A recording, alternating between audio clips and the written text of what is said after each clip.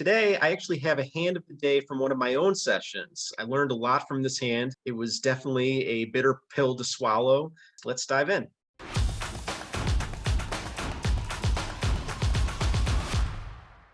So we are dealt sevens in middle position and make a standard open to 12, folds around, and we get a three bet from the button to 44, and it comes back to us, and we've got a decision. Right in this spot, sevens is usually a hand I defend with here. I usually defend by calling. I don't particularly like four bet bluffing with this hand. It doesn't have great blockers. I also don't like folding. I think if we fold here, just be over folding to this particular player. So I don't know too much about him, but I do know that he has a three bet stat of about 6%.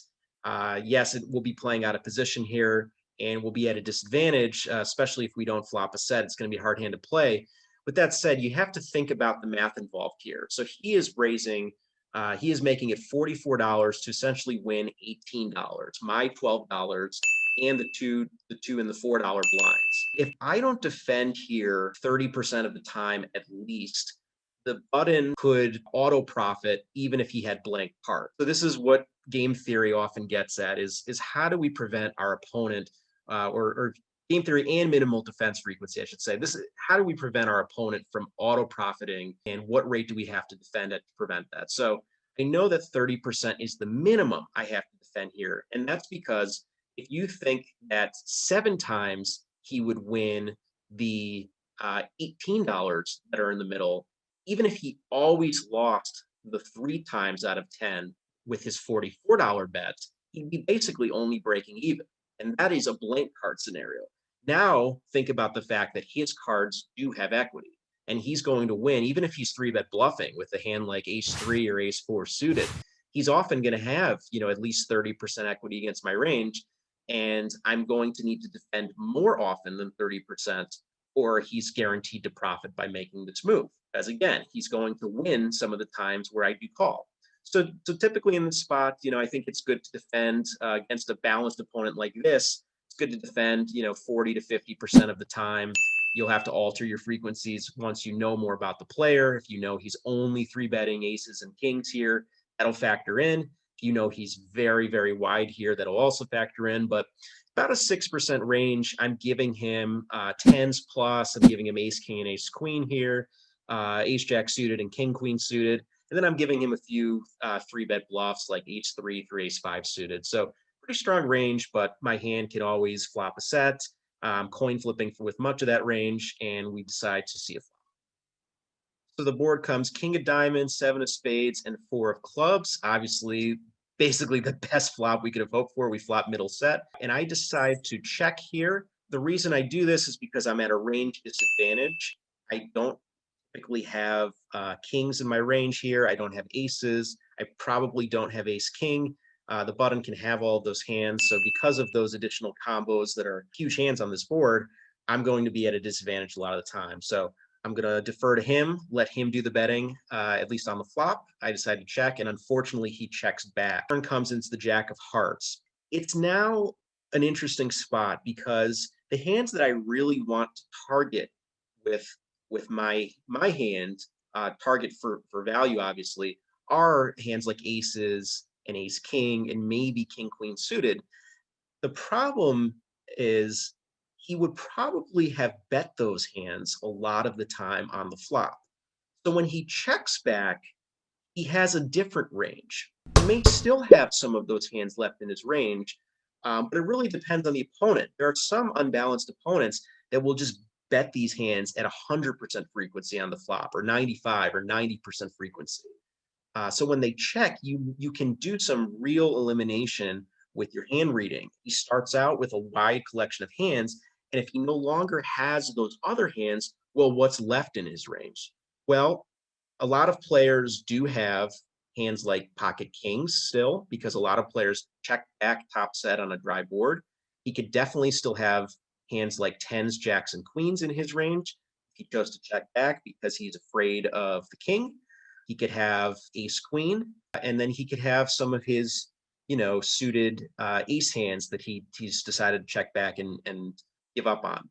But basically, my plan on the turn is to check raise. I'm hoping that he decides to bluff with some of those occasional hands like, h3 through h5, ace queen now has picked up a gut shot. And I'm hoping he's going to stab with those hands so that I can check raise. I'm also hoping that he has checked back some degree of, ace king and aces and king queen suited on the flop, so that if he calls my check raise, I can still go for value on the river against those hands. So I do decide to check, and then the button bets 60 and carry out my plan and make it 180. And the reason I choose this sizing is because once he calls, the pot's going to be 450. I'm going to have a really easy river jam if that's the route that I decide to go. So he does call, and rethinking this hand after the fact, I mean, no matter what, this is it seems like a great spot, but I think that a check raise here may be, at least against a reasonably tight opponent, it may be a little bit too thin. And the reason is that if he is betting ace king and aces and king queen on the flop, he no longer has those hands to call with after checking back the flop. So a lot of his calling range here, again, assuming that he's not making a light call with, ace queen here, a lot of his calling range of my re-raise is kings and it's jacks. He can also sometimes have, some hands that he's gotten stubborn with, like pocket queens. Maybe he calls one bet, but he's not going to call my river jam with that hand, most likely. A lot of the time when I take to this line, I may actually be behind when I jam the river and get called. I'm going to run into kings and jacks quite often.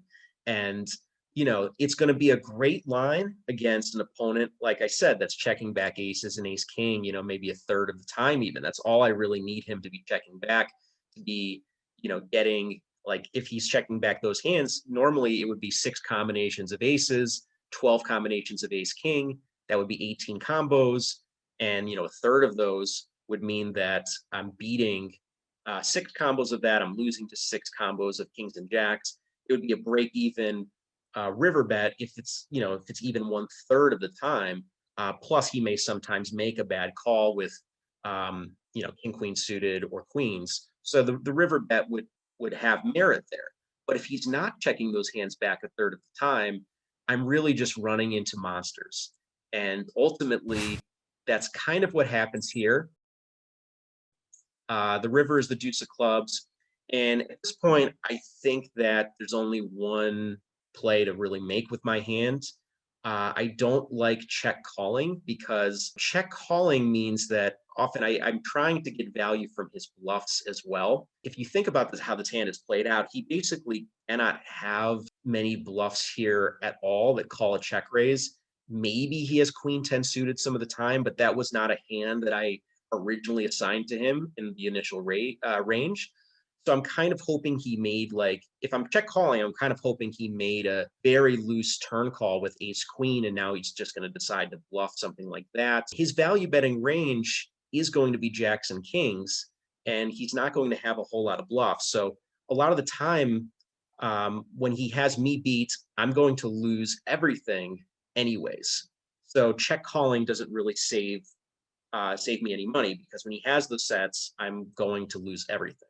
What betting does is betting gets value from hands that he would check behind on the river. So for instance, again, a hand like, king queen suited that he would check back. Maybe he doesn't have that because maybe he would have bet flop. But if he took a trappy line with king queen suited, I'm missing value by not jamming the river.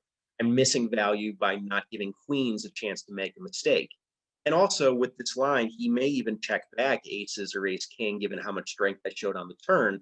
So again, I'm missing value by not jamming and at least making the maximum when I'm ahead, because when I'm behind in this spot, my hand is too strong. I'm basically going to lose it all anyways. So I do like the river jam. Unfortunately, we do get the bad news. He does have jacked. He did turn second set, and we get coolered. I think that some interesting ideas came up from playing this hand. Number one, most of the time I will be checking this board from out of position because I am at a range disadvantage.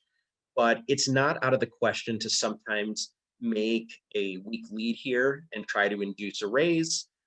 We'd have to balance that with some other hands, like maybe 5-6 suited or some other hands. We can't just be doing this with sets, or it'll become fairly obvious. But if if it's somebody we're not going to be playing with frequently and we don't really care about balance, sometimes a weak lead could be good because a lot of his range connects here, and the parts that don't may bluff raise us.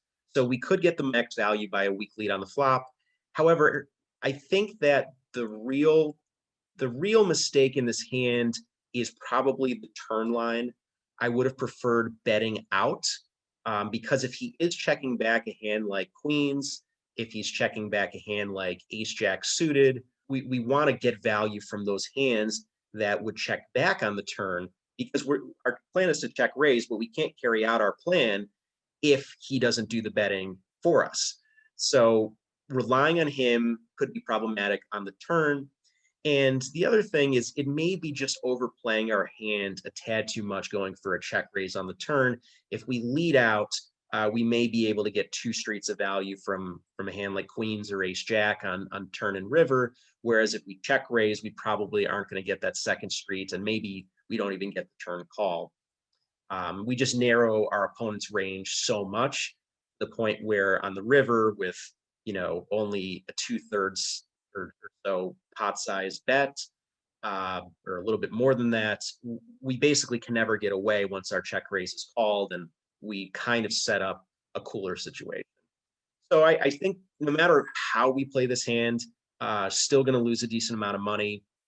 If I had bet out the turn, maybe he would have raised me, and then I would have to call, and then maybe he would jam the river, and I'd have to call. It's kind of irrelevant though, when he has the sets. Where it's really relevant is when he has these kind of pot controlling hands that by check raising the turn, I miss value on, because sometimes he checks back. I definitely thought about this hand quite a bit. I definitely learned a lot, and it's a spot where gonna lose some money, but it doesn't mean that mistakes weren't made, and that it's a hand that we can't ultimately learn from and do better next time. So I hope you liked it, and hopefully things improve really soon. Thanks.